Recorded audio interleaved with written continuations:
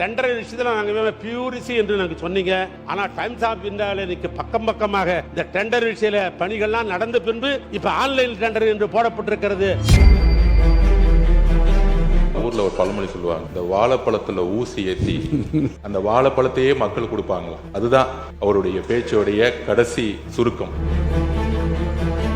Times of இந்தியாவை பத்தி சொன்னாரு. கடந்த 5 வருஷத்துடைய அனைத்து பத்திரிகை செய்திகளை எடுத்து போட்டா இந்த துறை ஊழல் மட்டும்தான் செஞ்சிருக்குன்னு சொல்ல முடியும் எங்களாலையும்.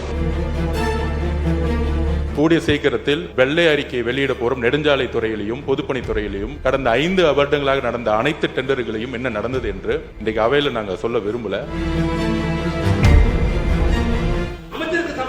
இல்ல அப்படி கிடையாது.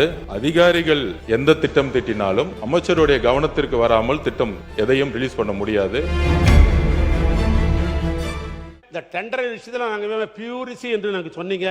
ஆனா டைம்ஸ் ஆஃப் இந்தியாவில் இன்னைக்கு பக்கம் பக்கமாக இந்த டெண்டர் விஷய பணிகள்லாம் நடந்த பின்பு இப்ப ஆன்லைன் டெண்டர் என்று போடப்பட்டிருக்கிறது என்றெல்லாம் பத்திரிகை வந்த செய்தியை மட்டும் உங்களுடைய கவனத்துக்கு கொண்டு வந்து மாண்புமிகு பேரவைத் தலைவர்களே, நிறைவாக ஒரு குறளை சொல்லி நான் முடிக்கலாம் என்று நான் கருதுகிறேன். சூற்றி முடிவு துணை செய்தல் அத்துணிவு, தாட்சியுள்ள தாங்கள் தீது அப்படின்றார் வள்ளுவர். சூற்றி முடிவு துணிவைதல் அத்துணிவு, தாட்சியுள் தாங்கள் தீதுன்றார். நான் சொல்லல, ஐயன் வள்ளுவர் எழுதுனது.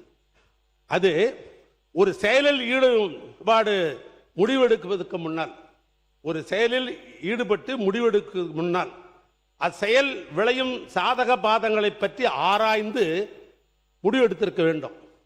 அப்படி முடிவெடுத்த பிறகு காலம் தாழ்த்துவது எப்ப முடியாது. 3 மாசம் சென்று தான் முடியும், 6 மாசம் சென்று தான் முடியும், 2 வருஷம் சொன்னாதான் முடியும் அப்படின்னு காலம் தாக்குறோம் பார். அது எங்க வந்து முடியும் என்றால் தீதில் முடியும் என்று வள்ளுவர் சொல்றார். நான் இதெல்லாம் சொல்லல, இந்த ஆட்சிக்காரர் அட்வைஸ் பண்றாரு. ரொம்ப காலதாபம் தான் பண்ணாதீங்க, அப்படி பண்ணீங்கன்னா அது தீதாக அமையும் என்று வள்ளுவர் சொல்லுகிறார். எனவே அந்த வள்ளுவர் தான் இந்த ஆட்சிக்கு பொருத்தம் என்று சொல்லி, அச்சம் என்பது மடமையடா, அஞ்சாமை திராவிடர் உடமையடா, 6லும் சாவு 100லும் சாவு, தாயகம் காப்பதுதான் இந்த கழக உறுப்பினருடைய கடமை என்று சொல்லி என் உரையை நான் நிறைவு செய்கிறேன். நன்றி, வணக்கம். மாண்புமிகு பொதுப்பணித்துறை அமைச்சர் அவர்கள். மாண்புமிகு பேரவைத் தலைவர்களே, மூத்த உறுப்பினர் தன்னுடைய பேச்சை சிரிச்சுக்கிட்டே, பொதுவா ஊர்ல ஒரு பழமொழி சொல்லுவாங்க, இந்த வாழைப்பழத்துல ஊசி ஏத்தி அந்த வாழைப்பழத்தையே மக்கள் கொடுப்பாங்களாம். அதுதான் அவருடைய பேச்சோடைய கடைசி சுருக்கம். டைம்ஸ் ஆஃப் இந்தியாவை பத்தி சொன்னாரு. கடந்த 5 வருஷத்துடைய அனைத்து பத்திரிகை செய்திகளை எடுத்து போட்டா இந்த துறை ஊழல் மட்டும்தான் செஞ்சிருக்குன்னு சொல்ல முடியும் எங்களாலையும். ஸோ மாண்புமிகு பேரவைத் தலைவர்கள் வரும்போதே என்கிட்ட சொன்னீங்க, இன்னைக்கு எதையும் யாரையும் குறைகள் சொல்லாமல் நம்மளுடைய திட்டங்களை பற்றி பேசுங்கன்னு சொன்னீங்க. பத்திரிகை செய்திகள் தவறானது, அதுக்கான விளக்கத்தை நான் பதில் கொடுக்குறேன். டெண்டரே இன்னும் முடியல. எங்களுடைய முதலமைச்சர் சொன்னது உண்மை. அதில் ஒன்று சொன்னால், ஸ்கெடியூல்ட் ரேட் ஏன் இன்னும் அனௌன்ஸ் பண்ணலன்னு, அதுக்கும் ஒரு காரணம் இருக்கு. எங்களுடைய முதலமைச்சருடைய உரைக்கும் ஸ்கெடியூல் ரேட் அனௌன்ஸ் பண்ணாததுக்கு ஒரு காரணம் இருக்கு. இன்னைக்கு ஸ்கெடியூல் ரேட் அனௌன்ஸ் பண்ணோம்னா பொதுவாக சிவில் ரேட்டோடைய விலைக்கு ஏற்ற மாதிரி பண்ணணுங்கிறது எங்களுக்கு தெரியும்.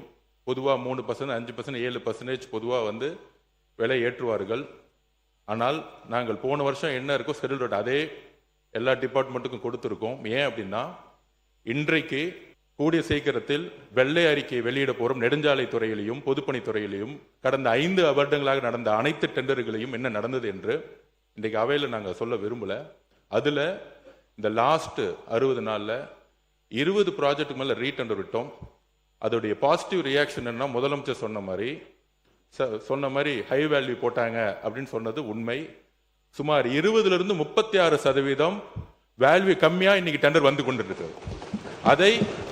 அதை இந்த மாமன்றத்தை தாக்கல் செய்ய நாங்கள் ரெடியா இருக்கிறோம்.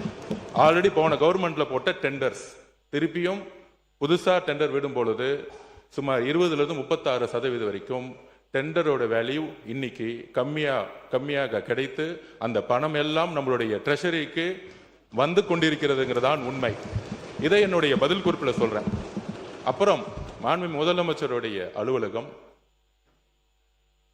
செக்ரட்டரியேட் கட்டணும்னு கலைஞர் நினைச்சார். அதில் ஏதாவது உடன்பாடு இல்லாமல் இருக்கா? மாண்புமிகு அம்மா அவர்கள் ஒரு புது செக்ரட்டரியேட் கட்டணும்னு நினைச்சாங்க, அதுலேயும் உடன்பாடு இருக்கும்.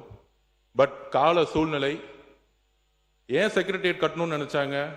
அரசு அலுவலர்களாக இருக்கட்டும், முதலமைச்சர் காலையில் 9:30 மாலை 5:05 பல்வேறு தரப்பு அரசு ஊழியர்களாகட்டும், வெளிநாட்டு பிரதிநிதிகளாகட்டும், நம்மளுடைய விசிட்டர்ஸ் ரூம் பார்த்தீங்கன்னா தெரியும், ஒரு வெளிநாட்டில இருந்து ஒரு அமெரிக்கன் கான்சுலேட்டோ ஒரு வெளிநாட்டு அதிகாரிகள் வரும்பொழுது உட்காரக்கூடிய இடம் இன்னும் அப்டேட் செய்யப்படலை.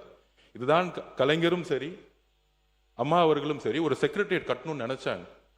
அப்ப முதலமைச்சருடைய வேலைப்பளு, புதிய திட்டங்களுக்காக அவரை சுத்தி கிட்டத்தட்ட ஒரு 200 பேர் இன்னைக்கு ஒரு நியூ விஷன், ஒரு புதிய மாற்றத்தை உருவாக்க, ஒரு நியூ ரீஸ்ட்ரக்சருக்காக தன்னுடைய அலுவலகத்தை எல்லோரும் அமரக்கூடிய, முதலமைச்சர் தான் மட்டும் நல்ல ரூம்ல உட்கார்ந்தா பார்த்தாது, அங்க இருக்கக்கூடிய நீங்க பாத்தீங்கன்னா தெரியும், இப்ப கூட நீங்க உள்ள வரலாம், S1 S2 முதலமைச்சருடைய S1 S2 S3 S4 ஒரு 100 ஸ்கொயர் ஃபீட் கூட இல்லாத ஒரு ரூம்ல உட்கார்ந்து அவங்க வேலை பார்த்துட்டு இருக்காங்க. அப்ப முதலமைச்சருடைய பரந்த உள்ளம் அனைத்து அதிகாரிகளுக்கும் ஒரு நல்ல வசதியான இடம் வேண்டும் என்கின்ற ஒரு உணர்வுடன் தான் தன்னுடைய அலுவலகத்தை அவரை சுத்தி கிட்டத்தட்ட 80 பேர் உட்கார்ந்து வேலை பார்க்கும்போது அங்க சரியான கழிவறை வசதி கூட கிடையாது. நீங்கள் இப்பொழுதும் போய் பார்க்கலாம்.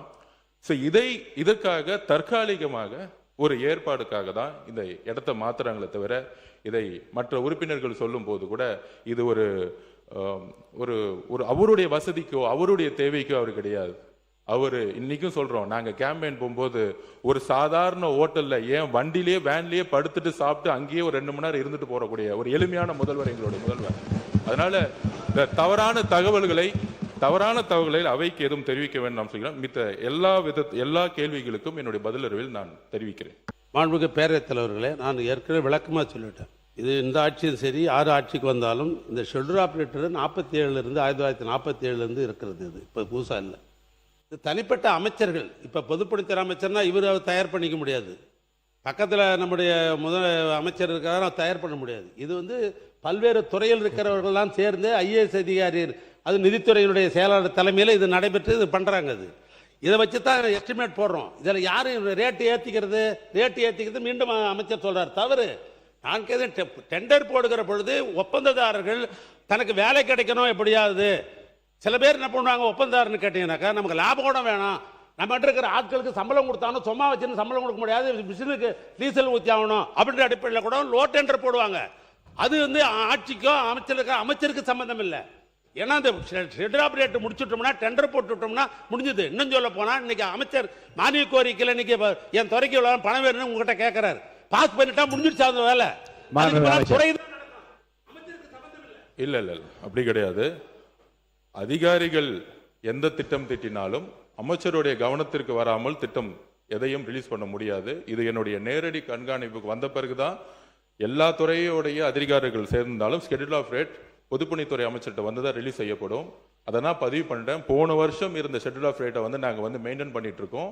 அது ஏன்னா இப்போ நாம ஒரு 7% 10% ஏற்றிட்டா, இப்போ டெண்டர் விடக்கூடிய இடத்துல நாம் சொல்ற மாதிரி முன்னாடி அதிகமான வேல்யூ பண்ணி டெண்டர் விட்டதெல்லாம் இன்னைக்கு 20% 36% வரும்பொழுது இந்த ஷெட்யூல் ஆஃப் ரேட்டை கம்பேர் பண்ண ஆரம்பிச்சிருவாங்க. இன்னைக்கு இருக்க ஷெட்யூல் ஆஃப் ரேட் படி தானே அவங்களும் விடுறாங்க அப்படிங்கிறதுக்காக இதை எங்களுடைய வெள்ளை அறிக்கையில் தெளிவாக நாங்கள் பதிவு பண்ணுவோம்.